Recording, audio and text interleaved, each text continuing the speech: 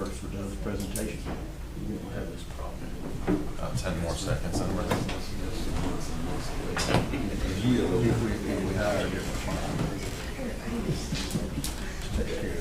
all right. IT. We're ready. Okay, I'm gonna call the meeting of the Upshur County Board of Commissioners, April 26, 2022 to order. First off, if everybody please stand for the invocation by Commissioner Jones, followed by the pledge. Lord, bless us as we gather for this meeting tonight and lend your hand to us to make great decisions for this county. And thank all these people for coming to do the county's business. We ask all this in your son, Jesus' name, amen. Amen. Pledge allegiance to the flag of the United States of America and to the republic for which it stands, one nation, under God, indivisible, with liberty and justice for all.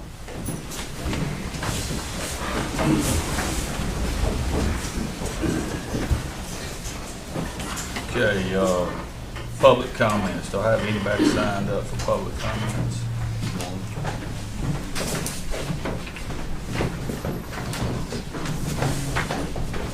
Okay, Mr. Biggs. Yes, sir. You know the drill. Find you a spot.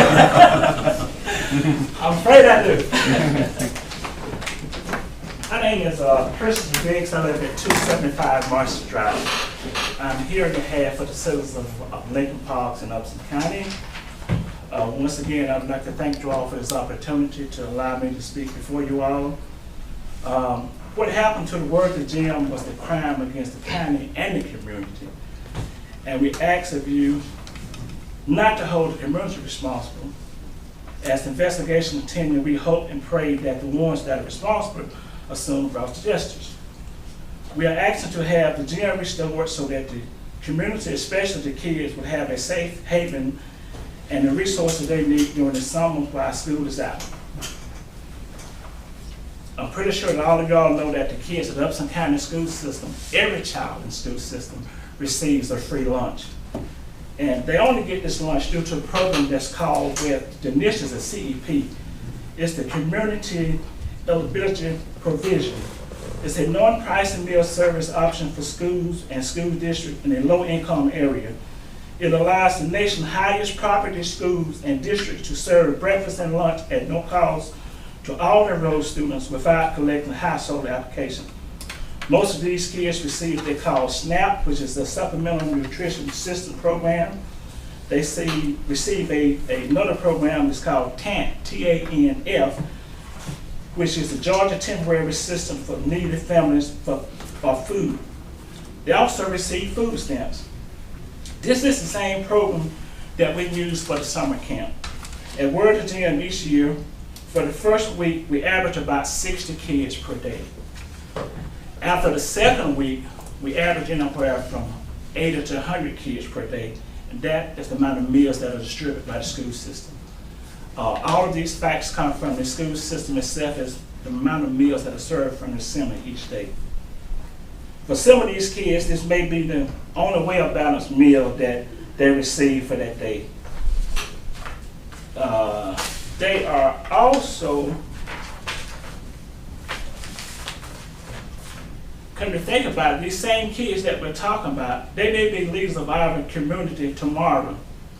If we don't get an opportunity to have access to basic daily needs such as food and housing as a community, who knows what the future holds for all of us.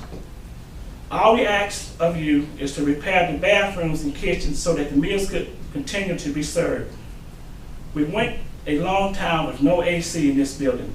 Due to lack of time, we feel like these repairs can be made in a timely manner to allow for use of the building. The summer program at Worthy Gyms runs from June 6th through July 2nd, 2022. It was said that the building was not up to code. This is county property, and the building is being rented out to the public for a fee. So was the building not up to code prior to the vandalism and the public was able to use it, or did something else take place that we don't know about? It was even suggested that kids could come to the Civic Center. Number one, how would they get there? Would the county provide public transportation, such as a bus driver? You have to put safety first. They can't walk to the Civic Center. We all know that. If you try to get these kids to walk out of this community to the Civic Center, what would happen on the way? Kids will be kids, and one thing will lead to another. So walking to the Civic Center is not an option. Just to have the transportation to get them there. Most of all, the community poses questions. If this crime, well, let me go back 1 second. How many of you know what it feels like to go to bed hungry? I do. And we have a lot of kids here in Upson County right now that know exactly how they feel to go to bed hungry. But when you're out of school during the summertime, it is definitely a most important question to ask yourself. While school is going on, they go to school 5 days a week, they get 2 free meals a day. When the summertime gets here, if there's no programs for these kids, there's no food for these kids. But to keep this program going is the only way that we can prevent this from happening. Are you wondering, what about the kids that live in these homes with no heat in the wintertime? That's hard. We think about houses with AC. For a lot of us, that's a luxury. For a lot of people, there's no way they can do it. So all we ask is just for a fighting chance to give these kids a chance. If the property is repaired, we ask that the county put in place security cameras to prevent this crime from happening again, which it was a crime. It was not a crime by the community. So the community should be held hostage for something that they really didn't do. Most of all, the community poses a question. If this crime had taken place in other part of the county, would we be here today? Thank you so much. All right, gentlemen, moving right Oh, along. I'm sorry. I also have 380 signed petitions names, and I have 418 online names by petitioning. Thank you. All right, moving right along. Consent agenda, gentlemen. Approval of April 12th regular meeting minutes. Approval of budget amendment for Loving Contracting Inc. for litter control. Do I have a motion? So moved. Second. Second. Mr. Tinsley? Yes, sir. Yes, Mr. Vice Chairman. Commissioner Wilder? Yes. Commissioner Watson? Yes. Commissioner Jones? Yes. Vice Chairman Ellington? Yes. All right, moving to new business. Approval of resolution 13, 2022 for National Nurses Month. Mr. Vice Chairman, if it pleases the board, I can read the resolution out loud. Okay. So, the resolution is titled "You Make a Difference," and it reads as follows: Whereas registered nurses in the United States constitute our largest healthcare profession, and whereas the depth and breadth of the registered nursing profession meets the different and emerging healthcare needs of the American population in a wide range of settings, including the front line of the pandemic, and whereas the American Nurses Association, as the voice for registered nurses in this country, is working to chart a new course for a healthy nation that relies on increasing access to primary and preventative health care and better utilization of our nation's registered nursing resources. And whereas professional nursing is an indispensable component of the safety and the quality of the hospitalized and the non-hospitalized patients. And whereas the demand for registered nursing services will be greater than ever because of the aging of the American population, emerging health challenges, the continuing expansion of life-sustaining technologies, and the explosive growth of home health care services. And whereas more qualified registered nurses are needed in the future to meet the increasingly complex needs of a healthcare consumers in the community, and whereas cost-effective, safe, and high-quality healthcare services provided by registered nurses will be an increasingly important component of the United States healthcare delivery system in the future.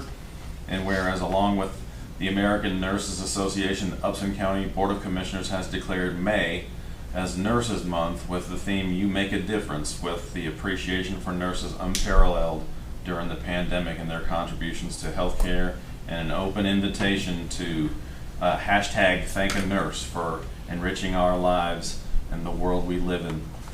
Therefore, be it resolved that the Upson County Board of Commissioners ask all residents of the county to join in honoring the registered nurses who care for all of us, and be it further resolved that residents of Upson County celebrate registered nurses' accomplishments and efforts to improve our healthcare system and show our appreciation for the nation's registered nurses, not just during this month, but at every opportunity throughout the year. Okay, thank you. Do we have any other nurses here that? Thank you. Do we want to take a picture that Jessica could share with the paper? And since I got a bald head, I'm not gonna go down there by myself. So, could we all step down front real quick? Because this is gonna be a pretty short meeting and get a picture with them.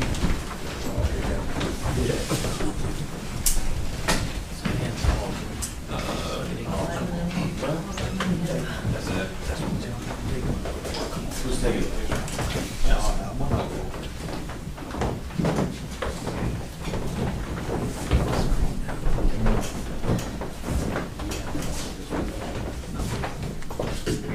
By the way, this is a COVID shot. Here, I'll let you. Probably do COVID kids. You need to go to the second row Yeah. or the third row? One, two, three. Thank y'all. Thank you.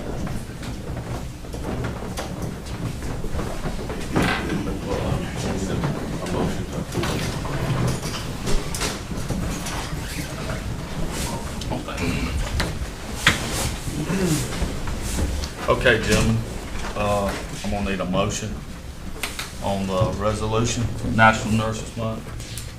Do I have a motion? I have a motion that we approve the resolution recognizing the nurse. Second. Mr. Tinsley? I'll call the roll. Commissioner Wilder? Yes. Commissioner Watson? Yes. Commissioner Jones? Yes. Vice Chairman Ellington? Yes. All right, item D, discussion and approval of decommission plan for SPX 2021-06 Rocky Bottom Road, Upson County, Georgia, for Solo America Energy LLC. It's a 71-acre AR ground-mounted solar energy system. And I think at this time we're going to turn it over to you, Mr. Courier, to kind of update us on this, because this has been a while Yes, back sir. that we did this. We'll give you just a quick reminder of what happened. This was approved back in August of last year. The applicant was Upson County GASI LLC.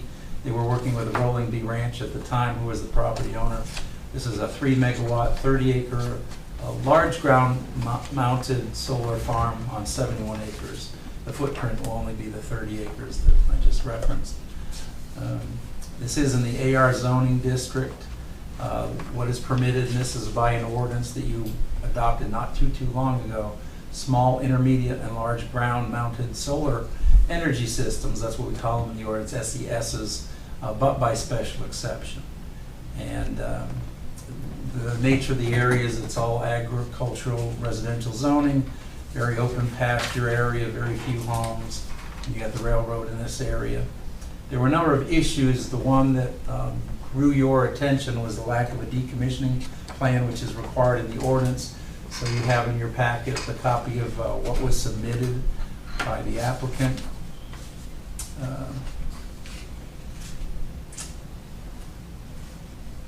Basically, you've got the table of contents in there and the introduction, 3.8 megawatt facility.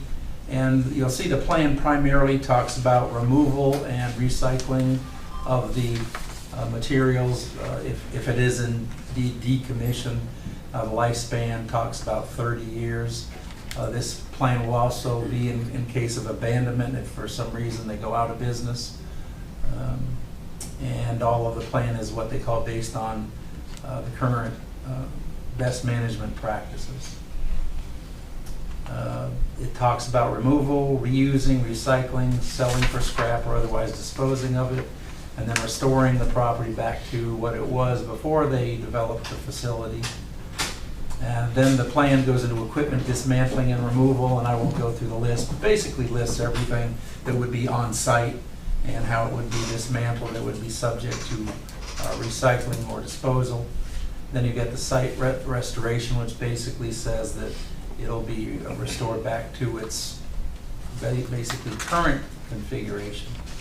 And then in decommissioning notification, this is maybe some concern in the language. They talked about may require notification, and they mentioned the local municipality instead of the local county. So if we want to make a recommendation to some changes, maybe it would be approval with, certain changes. Also, one of the things that I went through was the requirements of what's supposed to be in the solar energy system decommissioning plan. That's actually listed in the ordinance. There are two things that are missing.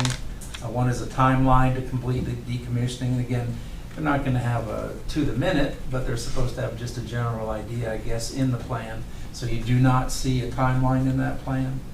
And then they're also supposed to include a copy of the lease agreement, which is supposed to include a copy of this decommissioning plan, or they provide a notarized statement that the county approved decommissioning plan is considered to be part of the lease. So we are missing a couple of things there and maybe some language changes.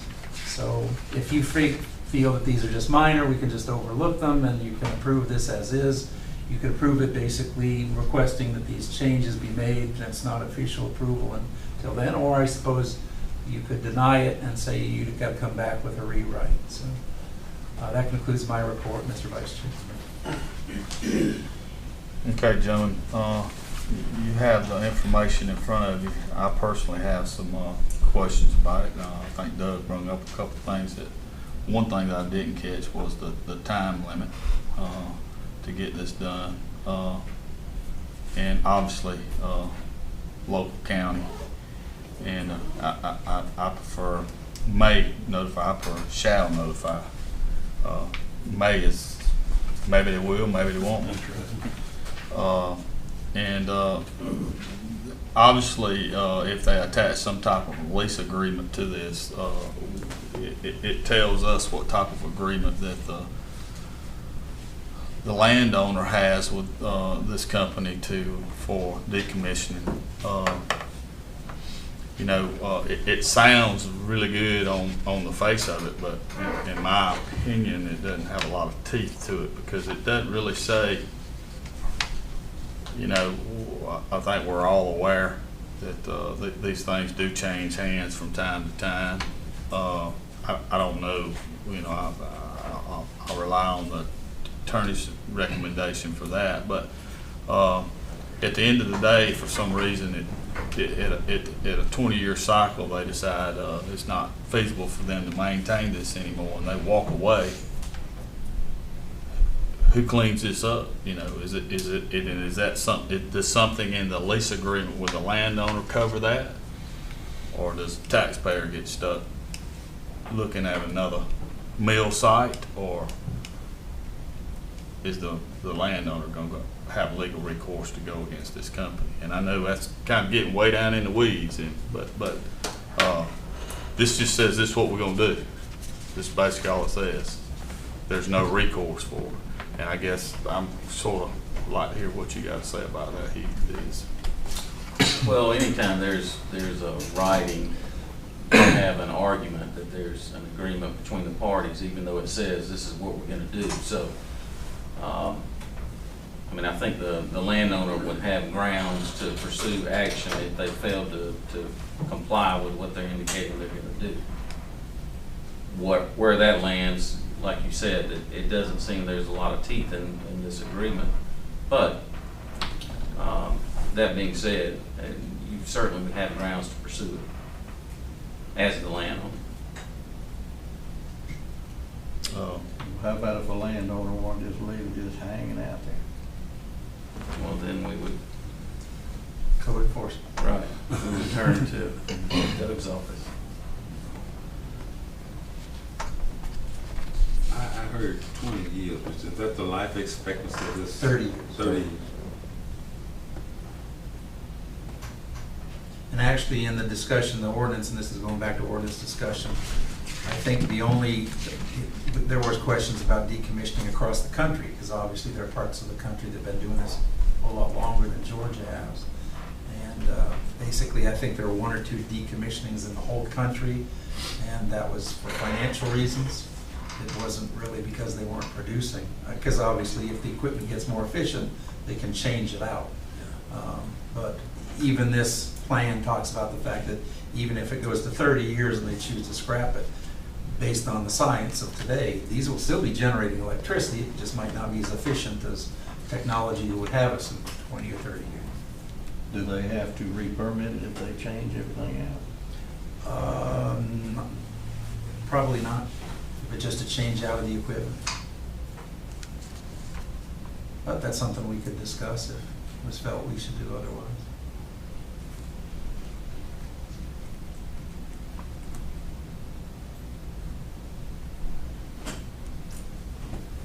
Once again, I'll just remind that, Mr. Curry said there was, that our ordinance requires a timeline and a copy of the lease agreement. Or a notarized statement. If it's proprietary, I think that we envision that if they feel that their agreement is proprietary with the owner, fine, just a notarized statement that says that the lease includes this approved decommissioning plan. So one of the two.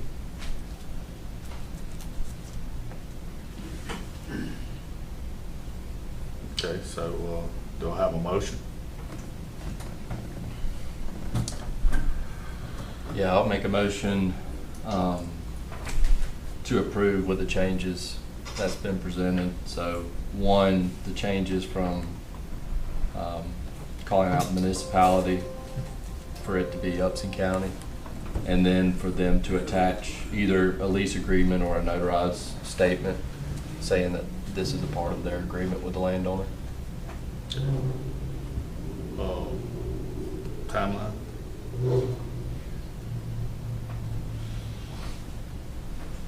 Is there any staff suggestion on the timeline? Well, it's in your ordinance. And again, I think we sort of discussed this in the time. These, and we're not going to have 10 or 15 of these facilities, but I think you would see that they would become pretty cookie cutter. Probably the fact that this mentions municipality means you might have used this somewhere else. But it's in your ordinance, so require them to have a timeline. I mean, are they going to say to the minute, it's going to be 3 months and half no, but just a general idea. But then the decommissioning in 10 or 15, 20 years may be different from the timeline now. Mm-hmm. It's a requirement in your ordinance. So, Okay. yeah. All right, so I have a motion to change to the local governing authority or Upson County.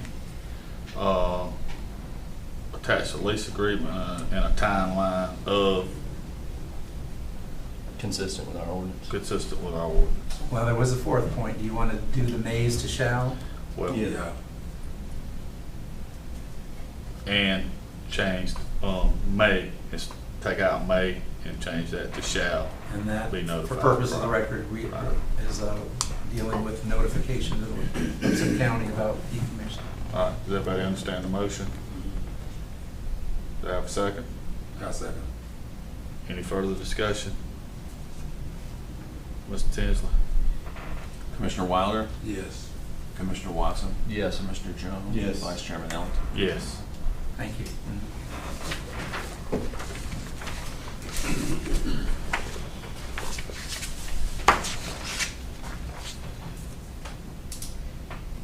Okay, monthly report from AmeriPro on emergency services. Mr. Vice Chairman, this is the first time since we've contracted with AmeriPro to provide our EMS services that they've come before you with their official report, and essentially what they're presenting to you tonight is required by their contract. So there's a number of performance measures, an extensive number of performance measures that are included in their contract, and essentially what they're going to share with the board this evening is basically how they're doing as far as their performance. Good evening. How are y'all? My name is Doug Norton. I'm the Director of Georgia Operations. And as Mr. Tinsley mentioned, we do have some reporting parameters in our contract. I'll review those with you. So we have two sets. We have month to date, and I'll also share, since the conception of the contract through. What I'm talking about through is through April 13th. So we stopped pulling data at April 13th when we sent it to Mr. Tinsley, and we'll pick that up in the next meeting from April 13th on.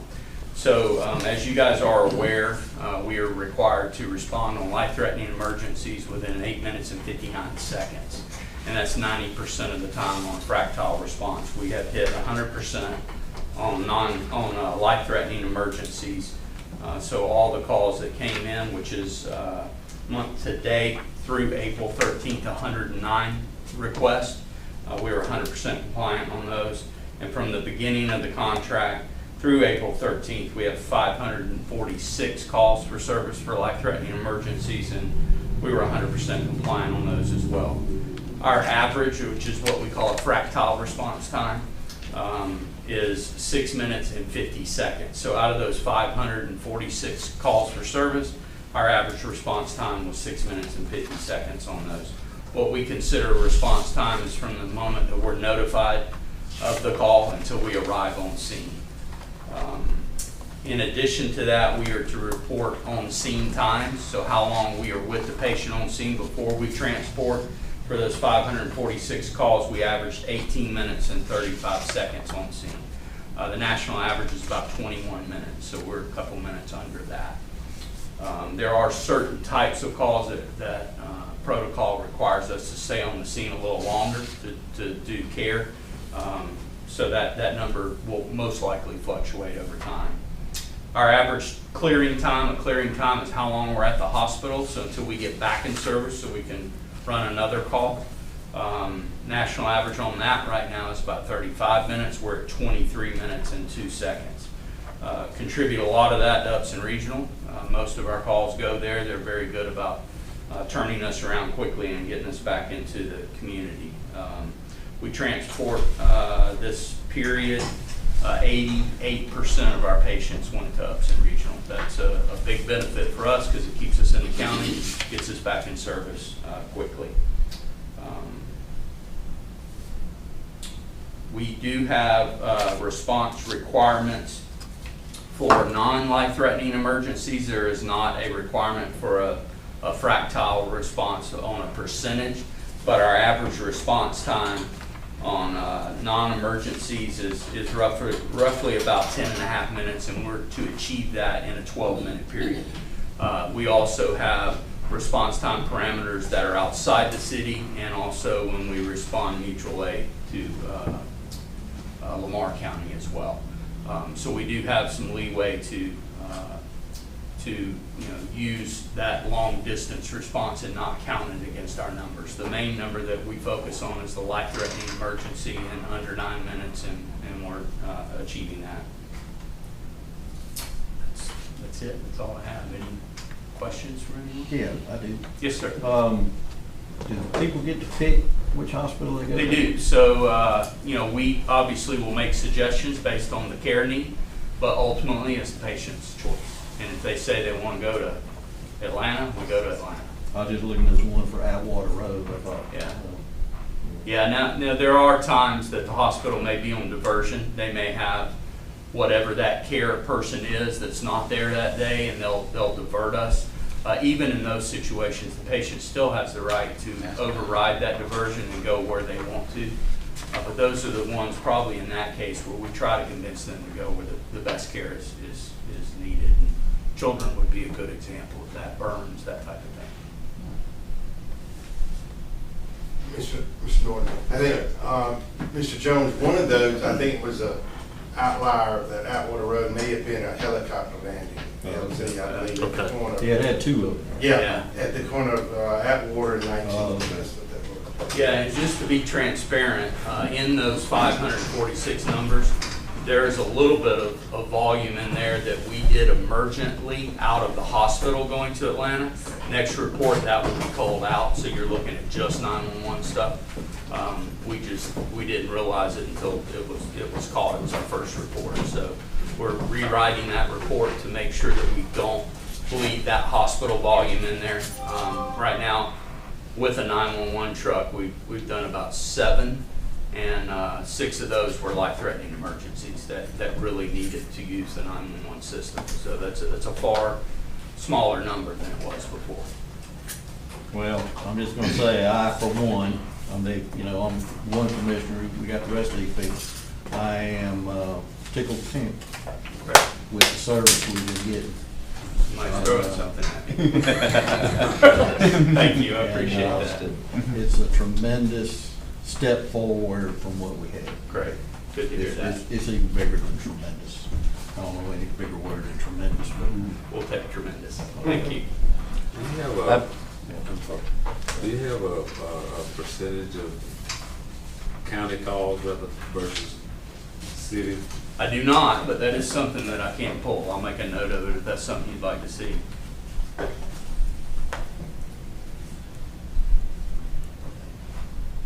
That should be easy to do. And we are pretty close to getting one of our trucks into the city fire department. We're waiting on a little bit of electrical stuff to be installed, and then I think we'll be moving a truck over there pretty soon. That'll even cut down on some of the response time as well. Yes, sir. What is the CCT? So that's critical care transport. So we break it out in BLS, basic life support, ALS, advanced life support, CCT, and that's one of those that is the hospital that came in there.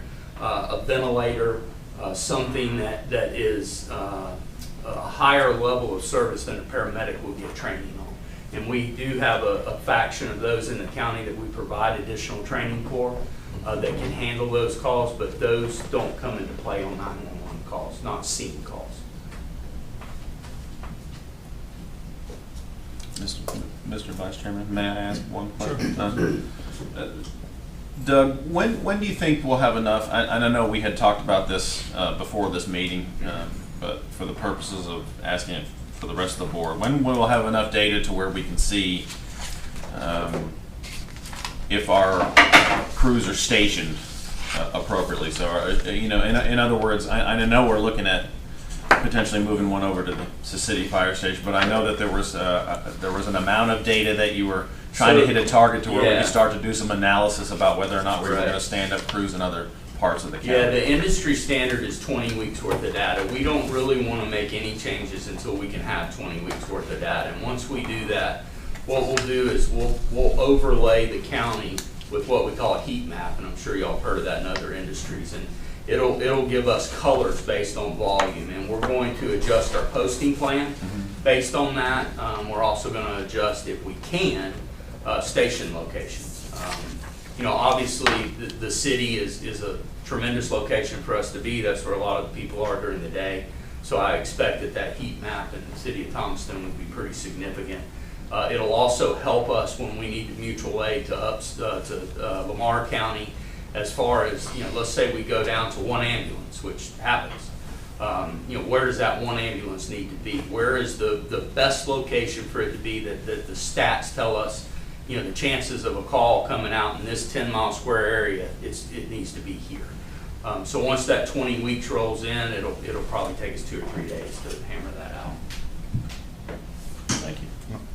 What obstacles are y'all seeing out here? Right now, the biggest one's communication. We're meeting with both sheriffs on Thursday on a Zoom call, along with some other stakeholders. We're going to put together a communication committee to make recommendations on how to fix that. That's obviously our dime to get that communication system up and running, but it needs to be something that is feasible for both counties and something that works, because as you guys are aware, if we were to ever leave, that becomes your system. So we want your input on that. So we're working with both sheriffs and both EMS consultants, Lamar and Upson, to put that together. So the initial conversation starts Thursday. That'll identify who needs to be in that, and then we'll start meeting on a regular basis. We're still struggling. It's we're borrowing the sheriff's department's communication because microchips, we can't get them. So if we wanted to go buy a radio system right now, we couldn't anyway. Nobody can get them to us. But we want to be prepped and ready and know what to go with so we can get on a list, and then once those things start rolling in again, we can do that. We struggle through our leadership team on the ground. If they're in Upson, they can't really hear Lamar. If they're in Lamar, they can't really hear Upson. So, we have one supervisor that covers both areas, and ideally we want them to be able to hear everything that's going on. And we even struggle with both dispatch centers, Upson and Lamar, hearing the crews at times. So we just need a better, more up-to-date radio system that will do that. That's our biggest struggle right now. Staffing is actually coming in line a good bit. I think 2 weeks ago we were 6 openings, and now we have 2. And we have orientation next week with 2 more. So staffing's doing good. If you look at staffing here in Upson and Lamar compared to the rest of the state and really the country, is tremendous. Rural areas seem to be doing a little better with staffing than the bigger areas. But up north in Atlanta, we're 60% down with staffing. But we don't have that problem here, and it seems to be coming in line. So hopefully, That's good. fingers crossed that'll continue. Yeah. Any other questions? Great. Thank you. Keep up the good work. Thank you, sir. Appreciate it. Okay. Item F, under new business, discussion and consideration of purchase of commercial kitchen equipment for the jail. And I'm assuming the sheriff will present on that. Yeah.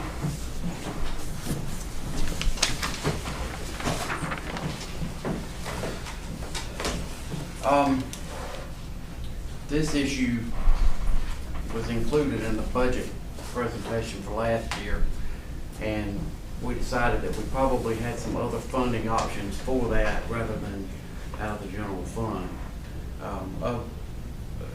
The identified source for funding is the jail construction fee fund, which is funded by portions of fines and fees and those kinds of things that go into this for the operation and maintenance of the jail. We have taken bids from several different providers. I want to publicly say thank you for Alan Salter for helping us with that process. It made it much smoother to have our finance director handle the bidding process for us, and I appreciate that. Alan did a great job with it. The equipment that we have is original to the jail, which is now, believe it or not, been occupied for over 19 years. So the equipment is over 20 years old that's there. Some of it has failed completely. Other parts of it are limping by narrowly, and it's in immediate need of replacement, something we had been anticipating. There were 5 bids that were taken.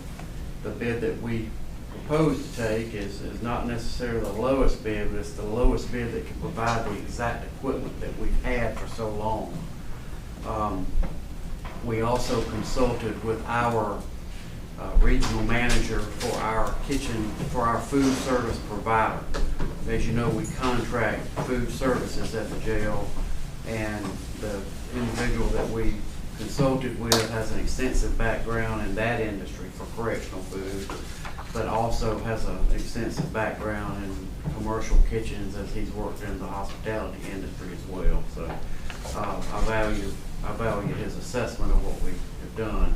His advice was to not necessarily take the lesser price equipment, but to go back with the same vendors of equipment that we have had good success with. The one that we proposed to take is Mobile Fixture out of Columbus, Georgia, and we also felt like they would offer us the best response on warranty, as they're the closest ones to us that are included in the one that submitted a bid. But the price submitted from mobile fixture was $87,593.24. That includes a dishwasher, which is a huge commercial dishwasher, convection steamer, which is gas operated, electric tilting kettles, and raising pans and tilting skillets. So that will replace immediately the equipment that needs to be replaced, and I'd venture to say at some point we may be talking about some other pieces. This gets us current. All this stuff readily available, that's what. That's a good question. I don't know if anything's readily available now, but did they comment to you on that? Red stock, no. We struggle with everything we've tried to buy in the last year, so. I have a question for you. Is it desirable to go back with exact equipment, since this equipment is 20 years old and there have been improvements in almost everything in the last 20 years? Well, I understand your question, and the way we proposed that was to provide the updated models of, because what we have now is no longer, that model number is not the model number anymore. So there are updated options, but that's what we want to do, is the same, I don't know, the same manufacturer, but the same type of, the same quality level of equipment. So, I hope there are improvements, because, we really can't complain about. There are. 20 years of service out of that stuff's pretty good, so. Heavy use. Heavy use, every day, yes. Okay. Anybody got any further questions for Sheriff? Okay. Thank you, Sheriff. Thank you. Mr. Vice Chairman, may I make a comment, not necessarily a question for the Sheriff? If it would be my recommendation, if the board chooses to award as the Sheriff presented, would the board member who makes the motion also consider making a complimentary motion to appropriate those funds from the jail construction fund? So that would handle our budget amendment issue and the procurement at the same time, so maybe in a two-part motion. So moved.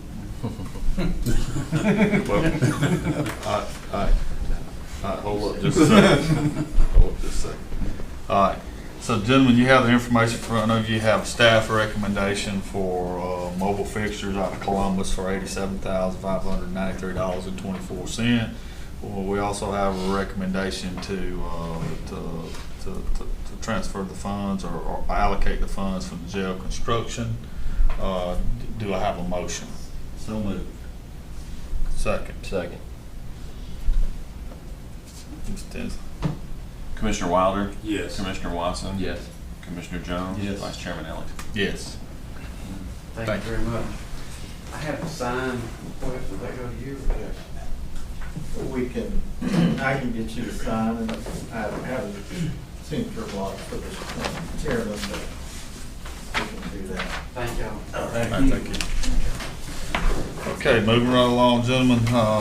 We have a second reading and consideration regarding the newly proposed timber harvesting ordinance to repeal and replace Chapter 7, Article 3 of the Code of Upson County, Georgia. Mr. Vice Chairman, if it pleases the board, I'll handle the second reading just by reading the preamble for this ordinance. And it reads as follows. In adopting this ordinance, the Upson County Board of Commissioners specifically repeals Upson County Ordinance Number 237.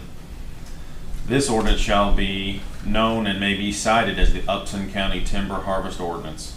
Whereas timber harvesting operations occur in unincorporated parts of Upson County on a recurring basis, and whereas timber harvesting is an important component of the local economy in Upson County, providing revenue to landowners, business opportunities, and jobs for local residents, it is the intent of the governing authority of Upson County to facilitate this industry while at the same time protecting county infrastructure and the safety of the community. And whereas timber harvesting in many instances requires the use of county maintained roads in order to transport the product to market, and whereas whereas it is in the public interest to protect the county road system from damage caused by timber harvesting operations to the extent allowed by state law, and whereas the official code of Georgia 12-6-24 authorizes and establishes the terms and conditions under which this ordinance may be adopted and enforced, and whereas it is the intent of the governing authority of Upson County to preserve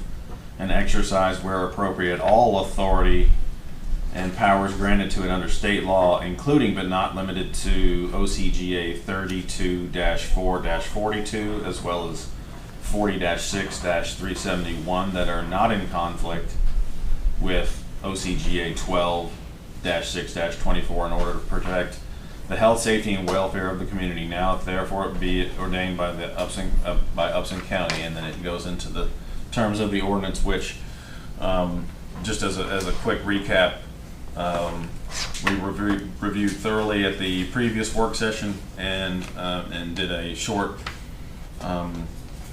version summary at the first reading of the ordinance. So I'll suspend with the summary for the second, if it pleases the Vice Chair.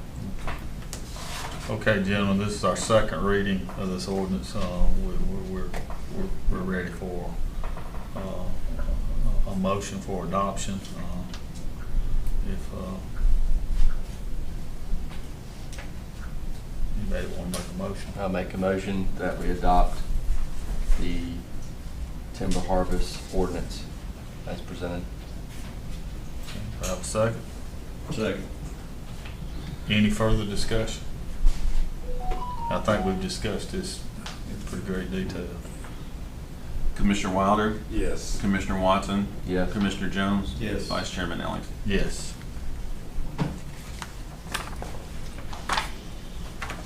Okay.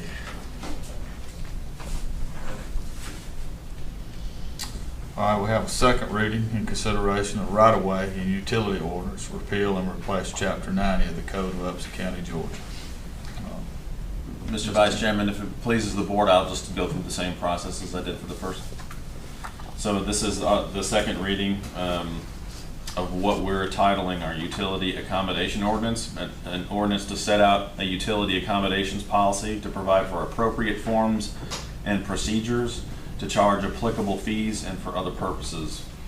Whereas the county roads located within Upson County are a significant asset to the citizens of Upson County, and whereas Georgia law charges the Board of Commissioners of Upson County with the protection and preservation of public health, safety, and welfare of the citizens of the county, and provides it with the power to implement and enforce powers or duties invested in the Board of Commissioners, and whereas the Georgia Constitution provides that a county may exercise powers over and provide services for public transportation, and state statutory law grants the power to the counties to regulate the installation of utilities in any county road and to ensure that the same do not interfere with the use of the county road system.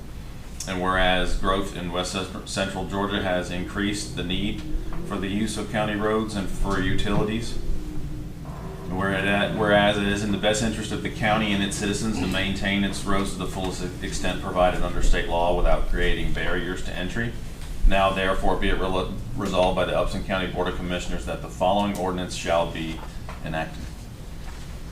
Thank you, Mr. Tinsley. Gentlemen, this too is a second reading of utility ordinance that I'm proud of. So do I have a motion? I'll make a motion to approve the right-of-way utilities ordinance as it stands. A second? A second. Ms. Tinsley, any further discussion? Ms. Tinsley? Commissioner Wilder? Yes. Commissioner Watson? Yes. Commissioner Jones? Yes. Vice Chairman Ellington? Yes. Okay.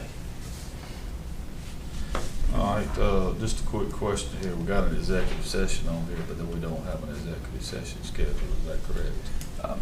I think the English Law Group has just a quick update. It's related to personnel.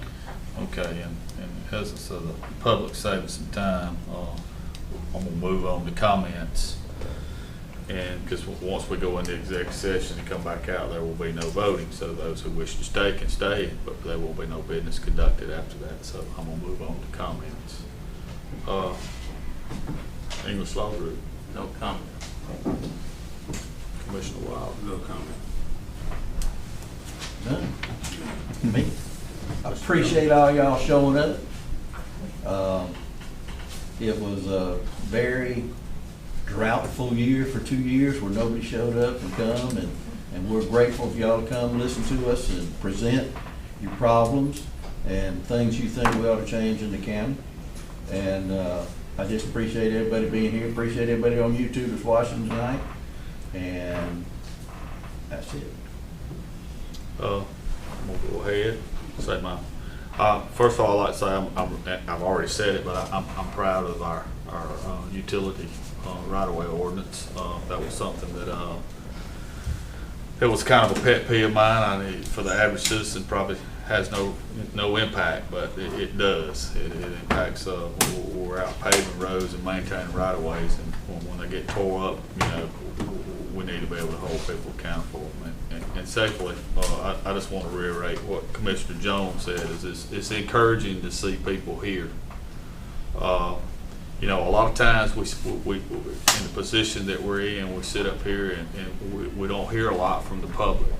And, you know, and when the public comes out and speaks publicly here, and I'm going to pick on Mr. Biggs, but he comes in and he tells us what his community wants. We need more of that. And you know, everybody thinks that we're set in our way and we've made our mind up. That's not true.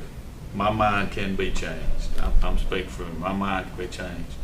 And I appreciate and I respect people coming in and standing up and talking about what they want to see in our community. We all live here. It's our community. We represent you. We need to hear your voice. That being said, that's all I have to say tonight. I'll pass it on to Commissioner Watson. Yeah, one comment, and it was in relation to our events that we had over the weekend. I just want to commend everybody that put on the Friday and Saturday events with the shop sip and stroll. You know, it was kind of a blessing to see some activity in our community. It was great attendance, and you know, since it's been complete, I've already had a lot of positive outcomes and discussions with people. So I hope to see that continue. So I want to thank all the local businesses that helped put it on, as well as the city and anybody else involved.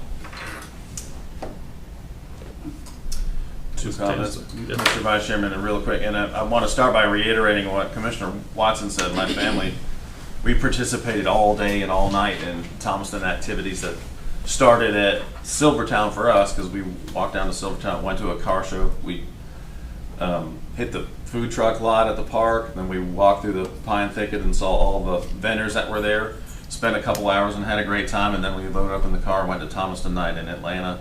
So my Thomaston day actually ended at 1:30 in the morning the next day. But I'll say it makes you feel pretty proud to live in a town that puts those things together. So I just want to say to any of the city councilmen, or especially the staff at the city, great job, keep it up. And lastly, I just want to say that number one, the vice chairman did an outstanding job running the meeting tonight, but I do want to give a shout out to the chairman, who is not here. I know he wanted to be, but for personal reasons he could not. So I just want to say, hey, we're thinking of you and hope you're doing well. Thank you. All right, moving right along to, all right, so we have an executive session. Do I have a motion to go into executive session? Second. All right. We'll be out for a few moments and we'll come back and we shall adjourn.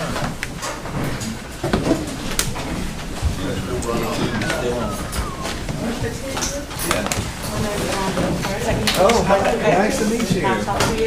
Okay, sounds good. Okay. Thanks, I appreciate y'all so much.